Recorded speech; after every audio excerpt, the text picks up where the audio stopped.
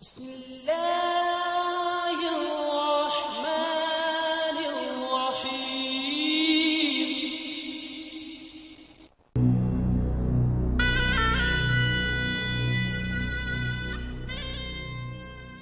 السلام علیکم ورحمۃ اللہ وبرکاتہ۔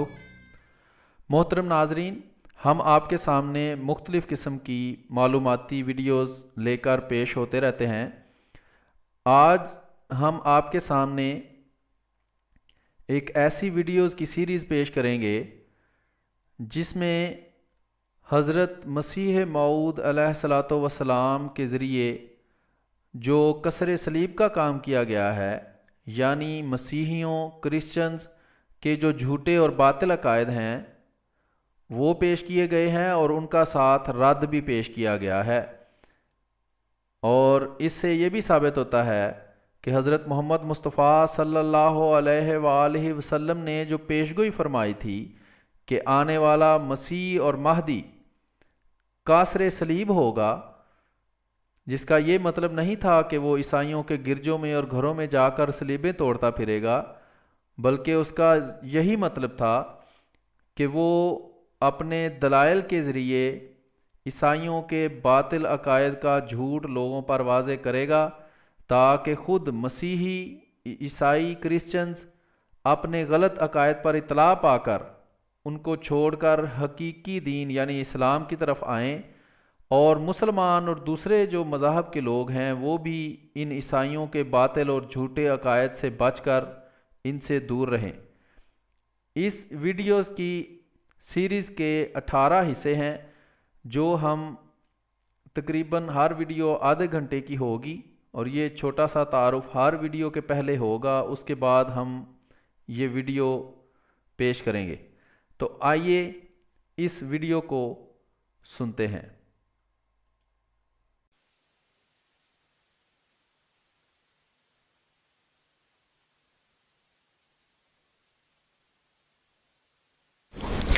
اعوذ باللہ من الشیطان الرجیم، بسم اللہ الرحمن الرحیم۔ حضرت مسیح ناصری علیہ السلام کا اصل پیغام۔ ناظرین کرام، اس عنوان پہ پروگرام لے کر ایک دفعہ پھر ہم آپ کی خدمت میں حاضر ہیں۔ اس سلسلے کا آج ہمارا یہ 10واں پروگرام ہے۔ پچھلے پروگرام میں عیسائیوں کے عقیدہ کفارے پر گفتگو جاری تھی، اور محترم میر صاحب ہمیں یہ سمجھا رہے تھے کہ اس عقیدے کی بنیاد جو یہ بنائی گئی ہے کہ آدم نے گناہ کیا، یہ تو بائبل سے ثابت ہی نہیں ہوتی، بلکہ اگر گناہ کسی نے کیا ہے تو بائبل کے مطابق وہ خدا تعالی ہے جس نے کیا۔ اب ہم آج آگے بڑھیں گے۔ حسب سابق محترم میر محمود احمد صاحب ناصر ہمارے پاس موجود ہیں جواب دینے کے لیے، اور پروگرام کے شرکاء میں مکرم الماس احمد صاحب، مکرم نسیم احمد صاحب، مکرم افضل فہیم صاحب اور مکرم عبدالرحمن صاحب حاضر ہیں، خاکسار نصیر احمد انجم۔ تو میر صاحب، پروگرام ہم شروع کرتے ہیں۔ اگر فرض کریں پہلی بات مانی جائے کہ آدم نے گناہ کیا، اس کے بعد آگے وہ کہتے ہیں کہ پھر آدم کا یہ گناہ ساری نسل انسانی میں منتقل ہو گیا، اور رفتہ رفتہ ساری نسل انسانی گناہ گار ہو گئی، تو کیا یہ بات بائبل کی روح سے ثابت ہوتی ہے؟ بسم اللہ الرحمن الرحیم۔ جیسا کہ گزشتہ پروگرام میں ہم نے دیکھا تھا کہ کفارہ کی بنیاد، جو یہ بھی یاد رکھیں کہ کفارہ جو ہے وہ اصول عقیدہ ہے آج کی مسیحیت کا۔ جیسا کہ میں ذکر کیا تھا کہ اس مسیحیت 3 بڑے حصوں میں بانٹی جاتی ہے۔ رومن کیتھولک چرچ ہے، پروٹسٹنٹ چرچز ہیں، اور ایسٹرن آرتھوڈاکس چرچ ہے۔ پھر آگے یہ 20 شاید کئی 100 کی تعداد میں ان کی شاخیں بنتی ہیں۔ تو کسی میں کوئی اختلاف ہے، کسی میں کوئی اختلاف ہے، کسی میں تنظیمی اختلاف ہے، کسی میں علمی اختلاف ہے، کسی میں عقیدوں کا اختلاف ہے، لیکن اگر کوئی مشترک عقیدہ ان سارے فرقوں میں بنتا ہے تو وہ کفارے کا عقیدہ ہے۔ اسی لیے حضرت مسیح موعود علیہ السلام نے کفارے کے عقیدے کے بارے میں بڑی تفصیل کے ساتھ بحث فرمائی ہے۔ اب اس عقیدے کے متعلق ساری بنیاد مسیحی دنیا نے کم از کم وہ مسیحی مناد جو ہمیں یہاں ہند و پاکستان میں نظر آتے ہیں وہ اس بات پر بیان کرتے ہیں کہ آدم نے گناہ کیا، خدا تعالیٰ کی نعوذ باللہ نافرمانی کی. قرآن شریف کہتا ہے نافرمانی نہیں کی تھی بلکہ ایک اجتہادی غلطی تھی. لیکن بائبل کہتی ہے کہ خدا نے، عیسائی کہتے ہیں کہ آدم نے نافرمانی کی اور نافرمانی کے نتیجے میں گناہ کیا. اس کے بعد اب وہ دوسرا قدم یہ اٹھاتے ہیں کہ یہ نافرمانی کا جو گناہ تھا وہ صرف آدم تک محدود نہیں رہا. ہر وہ شخص جو آدم کی نسل میں سے ہے وہ آدم کے گناہ کی وجہ سے گناہ گار ہوا. اب آپ دیکھ لیں اس بات کو، کسی چھوٹے سے بچے کو بھی کہیں کہ تمہارے ابا نے یہ گناہ کی ہے، غلطی کی ہے، لہذا پٹائی تمہاری کرتے ہیں، تو وہ مانے گا پٹائی کے لیے. مشرق اور مغرب میں بڑے اختلافات ہیں اور خوبیاں بھی ہیں دونوں میں. مشرقی اقوام میں بھی، مشرقی ملکوں میں بڑی خوبیاں ہیں اور مغربی دنیا میں بھی بڑی خوبیاں ہیں، اور دونوں میں کڑی کمزوریاں بھی ہیں. میں ایک مشرقی دنیا کا آدمی ہوں، لیکن اگر مجھے مغربی دنیا کی کوئی خوبی نظر آتی ہے تو شاید سب سے زیادہ یہ نظر آتی ہے کہ ان میں، ان کی حکومتوں میں، ان کی عدالتوں میں عدل اور انصاف کا احساس ہے. عدل اور انصاف کے تقاضے وہ پورے کرنے کی کوشش کرتے ہیں. خصوصاً میں دیکھتا ہوں کہ انگلستان میں رول آف لا ہے، قانون کی حکومت. حیرت ہوتی ہے اس بات پر، اس عقیدے پر کہ آدم نے گناہ کیا اور ساری انسانیت گناہ گار ہو گئی. مشرق میں تو شاید یہ لوگ مان لیں، پر مغرب میں یہ عیسائی کس طرح مانتے ہیں جبکہ ان کا سارا نظام، ساری حکومت، سارا قانون، ساری عدالتیں اس بات پر چلتی ہیں کہ جس نے غلطی کی ہے وہی پکڑا جائے گا. لیکن مغرب کی، یورپ کی اور امریکہ کی اکثریت جو ہے وہ اس چرچ سے تعلق رکھتی ہے اور چرچ کے اس عقیدے کو مانتی ہے کہ آدم کے گناہ کی وجہ سے صرف بیٹا نہیں، آج تک ہزاروں سال، 7,000 سال تو گزر چکے، کتنے 7,000 سال کو کہتے ہیں گزر چکے ہیں. ہر انسان، اربوں ارب انسان جو ہیں وہ اس بیچارے کی سیب کھانے کی وجہ سے، جو بھی سیب کھایا تھا اس نے، وہ کھانے کی وجہ سے وہ گناہ گار ہو گئی. ایک آدمی نے جو نیوزی لینڈ میں رہتا ہے، عیسائی گھر میں پیدا ہوا ہے، نام بھی نہیں سنا ہوتا ہوگا کبھی آدم کا، وہ اپنی دنیا میں مصروف ہے، نہ اس نے کبھی بائبل پڑھی ہے، نہ اس کو کوئی شوق ہے مذہب کا، لیکن آدم کے گناہ کی وجہ سے وہ بھی گناہ گار ہو گیا. جس نے آدم کا شاید نام بھی نہیں کبھی سنا ہوگا یا پرواہ بھی نہیں کی ہوگی، ہوتا ہوگا کوئی آدم. تو مغربی دنیا کی، جس کی اکثریت، غالب اکثریت عیسائی چرچ سے تعلق رکھتی ہے، وہ اپنے اس اخلاقی بلند معیار کو جو انہوں نے حاصل کیا ہے اپنی عدالتوں میں، اپنی حکومتوں میں، اپنے معاشرے میں، ان کی جو جس نے اچھی بات کی ہے اس کی تعریف کرنی چاہیے. تو مغربی دنیا میں یہ خوبی پائی جاتی ہے. میں سمجھتا ہوں مشرقی دنیا سے زیادہ پائی جاتی ہے. ہمارے ممالک میں اگر کوئی قاتل پکڑا جائے تو بیچارے پولیس جو ہے اس کی ماں باپ کی بھی، گھر والوں کی بھی، محلے کی بھی شامل لی جاتی، سارے پھنسے ہوئے ہوتے ہیں. لیکن مغربی دنیا میں جس نے گناہ کیا ہے، جس نے غلطی کی ہے، جس نے قتل کیا ہے، وہی پکڑا جاتا ہے. لیکن ساتھ ہی عقیدے کے لحاظ سے وہ یہ بھی مانتے ہیں کہ یہ آدم نے گناہ کیا لہذا ساری انسانیت گناہ گار ہو گئی.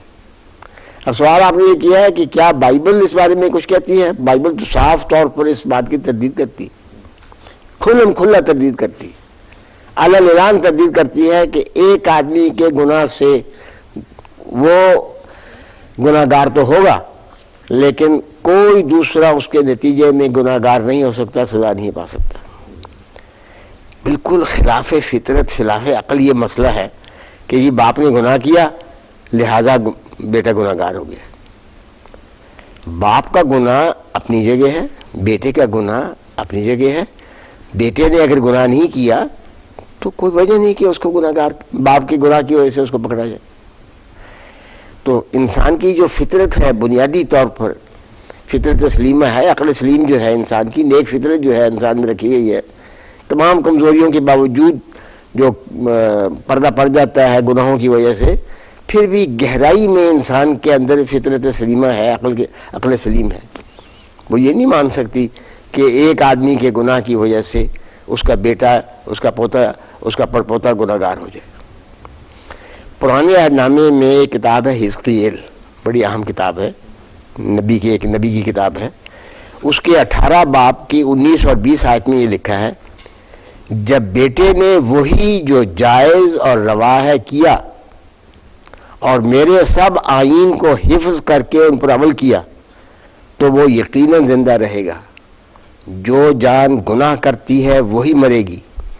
بیٹا باپ کے گناہ کا بوجھ نہ اٹھائے گا، نہ باپ بیٹے کے گناہ کا بوجھ. کتنی معقول بات ہے، کتنی فطرت انسانی کے مطابق ہے، کتنی عقل سلیم کے مطابق یہ بات ہے. اور بائبل کے اس ایک حوالے سے سارے عیسائی چرچ کا یہ جو عقیدہ ہے، اگر اسی پر مبنی ہے کہ آدم کے گناہ کی وجہ سے تمام انسانیت گناہ گار ہو گئی، تمام لوگ گناہ گار ہو گئے، وہ عقیدہ جو ہے وہ ختم ہو جاتا ہے.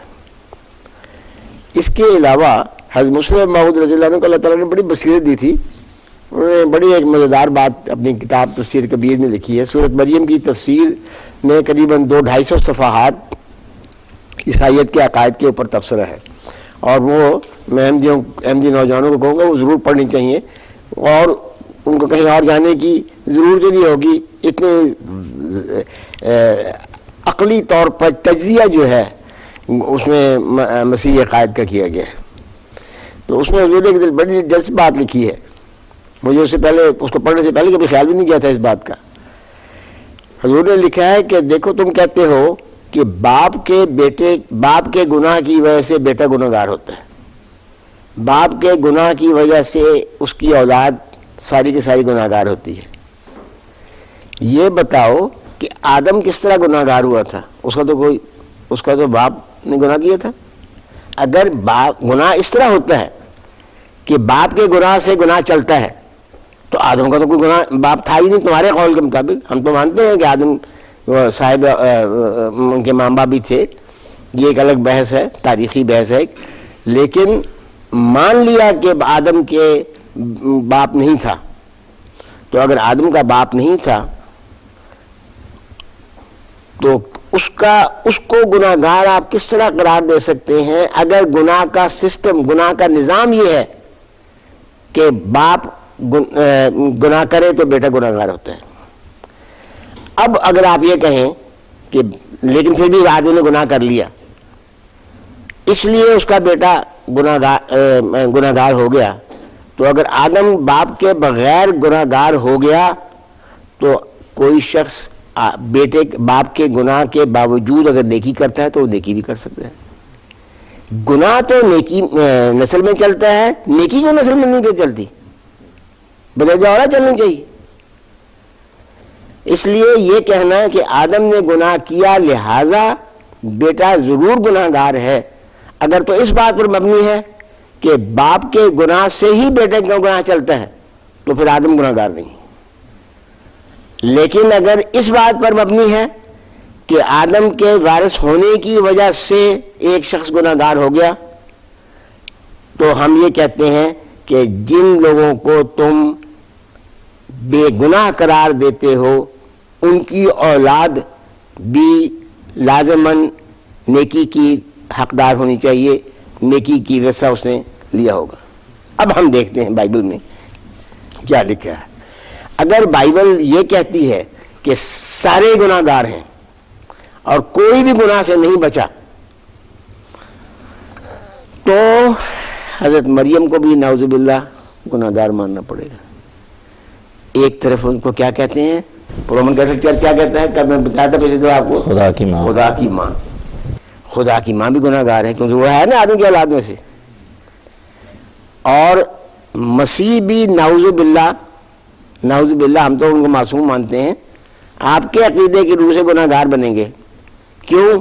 کیونکہ وہ آدم کی اولاد میں سے ہیں. آپ نے خود لکھا اپنی کتاب میں، پورا نسب نامہ دیا ہوا ہے. یہ اس کا بیٹا تھا، پھر اس کا بیٹا تھا، پھر اس کا بیٹا تھا، پھر اس کا بیٹا تھا، اور وہ آدم کا بیٹا تھا، اور آدم خدا کا بیٹا تھا. خدا نے خاصہ گناہ کیا ہے تمہارے خطاب کے مطابق، تو پھر تو ٹھیک ہے، آدم گناہ گار ہے. مریم مسیح کے متعلق تم کہتے ہو کہ وہ بے باپ تھا اس لیے گناہ سے معصوم ہے. ہم کہتے ہیں اس میں تو زیادہ خطرہ ہے، کیونکہ تمہارے قول کے مطابق، تمہاری کتاب کے مطابق بائبل میں یہ لکھا ہے کہ گناہ پہلے حوا نے کیا تھا، بلکہ وہ تو لگتا ہے کہ کیا ہی گناہ حوا نے تھا، کیونکہ آدم کو اس نے کھانے کو دے دیا، اس نے کھا لیا. اور میں نے بتایا تھا پچھلی دفعہ کہ بیوی اگر ناشتے میں خاوند کو دے دیتی ہے تو وہ کھا لیتا ہے، اس کو پوچھتا تو نہیں، میں نے پوچھ کے اسے مار کھانی ہے. تو آدم کے گناہ کی وجہ سے انسانیت گناہ گار ہو گئی، کیونکہ باپ کے گناہ سے بیٹا گناہ گار ہوتا ہے. اس پر حضرت مسلم موعود کا تبصرہ یہ ہے، تو پھر آدم گناہ گار نہیں ثابت ہوتا، کیونکہ آدم کے باپ نے گناہ نہیں کیا تھا، کیونکہ آدم کا کوئی باپ تھا ہی نہیں. پھر حضرت مسلم موعود نے بڑی تفصیل کے ساتھ ایک اور بات لکھی ہے جو رومیوں کے خط سے تعلق رکھتی ہے. رومیوں کا خط بڑا زبردست خط ہے، پولوس کی طرف منسوب ہے، یا پولوس کا ہی خط ہوگا، ہم اس بحث میں نہیں پڑھتے ابھی. اس میں یہ لکھا ہے، ایک طرف اب دو کنٹرڈکشن اس میں پائی جاتی ہے. ایک طرف اس میں لکھا ہے کہ گناہ کی وجہ سے موت آئی. یہ سارے انسان جو مرتے ہیں کیوں مرتے ہیں؟ آدم نے گناہ کیا، اس کی وجہ سے موت آئی. لکھا ہے آدم سے لے کر موسیٰ تک موت نے ان پر بھی بادشاہی کی جنہوں نے اس آدم کی نافرمانی کی طرح جو آنے والے کا مثیل تھا گناہ نہ کیا تھا. کچھ لوگ ایسے تھے جو گناہ گار نہیں تھے، لیکن ان کو بھی موت آئی. پھر دوسری کنٹرڈکشن اسی خط میں پھر کنٹرڈکشن ہے کہ آخر میں ہی لکھا ہے کہ یوں موت سب آدمیوں میں پھیل گئی اس لیے کہ سب نے گناہ کیا تھا. اب ایک طرف وہ عقیدے کو قائم رکھنا ہے کہ آدم نے گناہ کیا، سارے گناہ گار ہوئے، اس لیے مسیح کو کفارہ کے طور پر صلیب پر چڑھنا پڑا. لیکن دوسری طرف یہ پتہ ہے کہ بائبل سب کو گناہ گار نہیں قرار دیتی، اس لیے ساتھ یہ بھی قرار کرتے ہیں کہ آدم سے لے کر موسیٰ تک موت نے ان پر بھی بادشاہی کی جنہوں نے نافرمانی نہیں کی تھی. اس کے علاوہ بعض لوگوں کا تو نام لے کر پرانے عہد نامے میں ان کو نیک کہا گیا ہے، نئے عہد نامے میں بھی ان کو نیک کہا گیا ہے. مثلا ایک شخص ہے ہنوک، بہت ہی اہم شخصیت ہے بائبل میں، اس کی تفصیل نہیں ملتی زیادہ تر، لیکن ہم لوگوں نے جہاں تک اسٹڈی کی ہے اندازہ یہ ہے کہ ہنوک سے مراد بائبل میں جس شخص کا ہنوک کا ذکر ہے وہ حضرت ادریس علیہ السلام ہے. حضرت ادریس علیہ السلام یا ہنوک کے متعلق لکھا ہے کہ ان کی عمر 365 برس کی ہوئی، اور 365 سال تک وہ خدا کے ساتھ چلتے رہے. اب جو خدا کے ساتھ چل رہا ہے، یہاں تو کوئی تھانے دار بیٹھا ہو تو ہمیں ڈر لگتا ہے گناہ کرنے، کوئی غلطی کی تو پکڑا جائیں گے. خدا کے ساتھ ایک شخص 365 سال تک چلتا رہتا ہے، اور ظاہر ہے کہ اس سے گناہ سرزد نہیں ہو سکتا. حضرت خلیفۃ المسیح ثانی حضرت مسلم موعود لکھتے ہیں اس حوالے سے ظاہر ہے کہ ہنوک کے خدا تعالیٰ کے ساتھ چلتے رہنے کے یہ معنی تو نہیں ہو سکتے کہ ہنوک اور خدا دونوں سفر پر اکٹھے رہے. یہ بائبل کا ایک محاورہ ہے جس کے معنی یہ ہے کہ ہنوک نیک انسان تھا، نیک صفات اس میں پائی جاتی تھی، اور وہی کام کرتا تھا جو خدا تعالیٰ کرتا ہے. خدا تعالیٰ اگر رحم دل ہے تو وہ بھی رحم دل تھا، خدا تعالیٰ حسن سلوک کرتا ہے تو وہ بھی سلوک کرنے والا تھا، ظلم نہیں کرتا تھا، ہر شخص سے پیار اور محبت سے پیش آتا تھا، عدل اور انصاف سے کام لیتا تھا، غرباء کی خبر گیری کرتا تھا.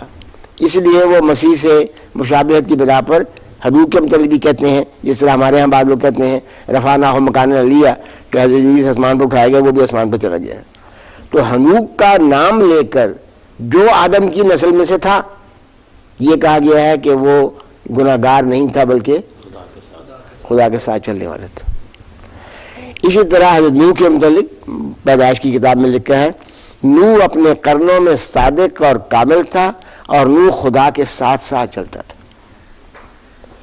پھر حضرت ایوب کے متعلق قرآن شریف نے بھی ان کی تعریف کی ہے، لکھا ہے اوز کی سرزمین میں ایوب نامی ایک شخص تھا، وہ شخص کامل اور صادق تھا اور خدا سے ڈرتا تھا اور بدی سے دور رہتا تھا۔ اب یہ دعویٰ کہ آدم کی نسل ہونے کی وجہ سے کوئی شخص لازماً گناہ گار ہے بالکل ابسرڈ ہو جاتا ہے ان حوالہ جات کی موجودگی میں۔ پھر نئے عہد نامے میں بھی ایسے لوگوں کا ذکر ہے، حضرت زکریا کے متعلق آتا ہے کہ زکریا اور ان کی بیوی دونوں کے متعلق آتا ہے کہ وہ ہر قسم کے گناہ سے بچنے والے تھے۔ اسی طرح ایک عجیب ایک شخصیت ہے، میں تو سمجھتا ہوں کوئی اشارے ہیں اس میں، گہری شخصیت ہے، اس کا نام ہے ملک صدق سالم کا بادشاہ، سچائی کا بادشاہ اور صلح کا بادشاہ۔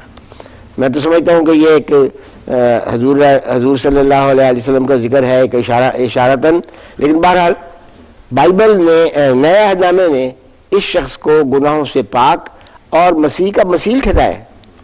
جس طرح مسیل بھی گناہ سے پاک تھا، اسی طرح ملک صدق سالم کا بادشاہ، اصل میں لوگ ملک صدق سالم پڑھتے ہیں اس کو، اصل لفظ یہ ہے ملک صدق یعنی سچائی کا بادشاہ، اور سالم کا بادشاہ یہ صلح کا بادشاہ، یہ بھی گناہ سے پاک تھا۔ اب اگر آدم کے گناہ کے نتیجے میں انسانیت گناہ گار ہوئی تو کفارے کے حق میں کوئی دلیل بنتی ہے، بلکہ یہ بھی دلیل نہیں بنتی کیونکہ گناہ گار ہو ہی نہیں سکتی۔ ایک باپ کے گناہ کی وجہ سے انسان کی فطرت میں جو بنیادی اصول رکھے گئے ہیں، انسان کی فطرت میں جو عقل سلیم کے لیے بنیادی رہنمائی میسر ہے، اس میں سے ایک یہ ہے لا تزر وازرۃ وزر اخری، ایک بوجھ اٹھانے والی دوسرے بوجھ کا نہیں اٹھا سکتی۔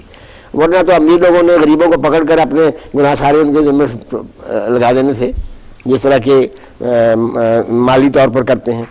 تو ملک صدق سالم کے متعلق، حضرت زکریا کے متعلق، حضرت نوح علیہ السلام کے متعلق، حضرت ہنوح علیہ السلام کے متعلق، ان سب کے متعلق قرآن شریف نے یہ لکھا ہے، بائبل میں یہ لکھا ہے کہ وہ گناہ گار نہیں تھے۔ اور ملک صدق سالم کے متعلق تو اتنے ان کو مسیح سے بھی دراصل زیادہ مقام دیا ہوا ہے۔ ملک صدق سالم کے متعلق بائبل نئے عہد نامے میں یہ مضمون ہے کہ نہ اس کا باپ تھا نہ اس کی ماں تھی، وہ خدا تعالیٰ کی طرح ازلی اور ابدی تھا، نہ اس کی عمر کا کوئی شروع ہے نہ زندگی کا آخر، نہ کبھی پیدا ہوا اور نہ کبھی مرے گا۔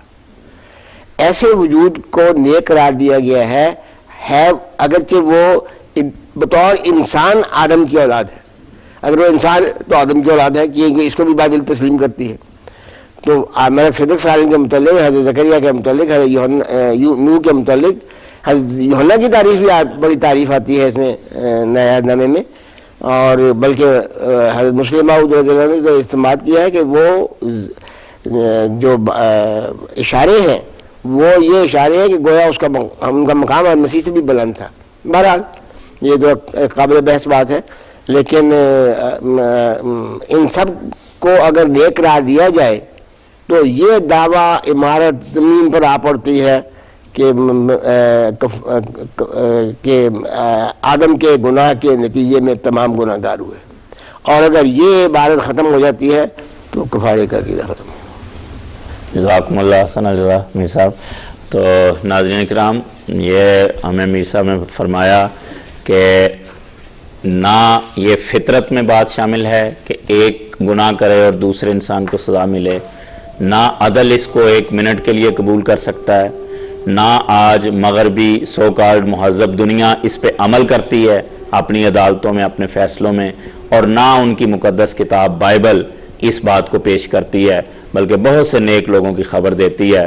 نتیجہ یہی ہے کہ یہ بے بنیاد بات ہے جس کی نہ کوئی عقلی دلیل ہے نہ کوئی نقلی دلیل۔ ہم بہت شکر گزار ہیں محترم میر صاحب کے، اور آپ تمام شرکاء کا بھی شکریہ ادا کرتا ہوں۔ ناظرین کرام، اگلے پروگرام تک ہمیں اجازت